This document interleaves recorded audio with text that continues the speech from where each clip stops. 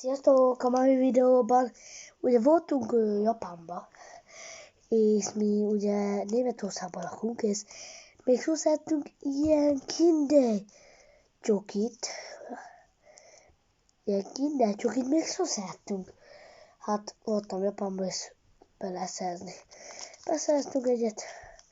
Szerintem kóstolunk meg. A kézbontom szépen. Lehet, hogy valami mérgező van benne, vagy valami. Ez ilyen. Látszik a kamera, de megkóstolom.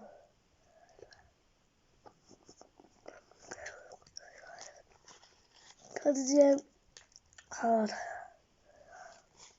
ez 10-ben 9 év. De finom.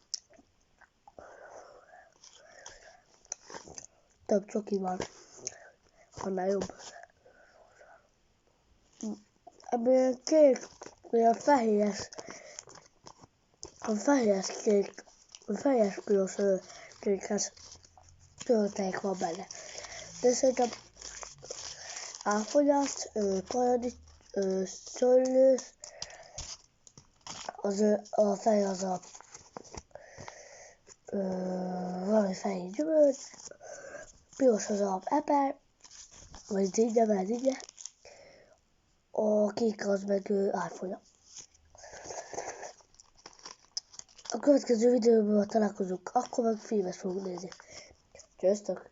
Ha akartok még, hogy ilyen Kinder valamit együnk még, iratkozz fel a csatornámra és lájkoljátok ezt a videót. Meg subscribe, meg komment.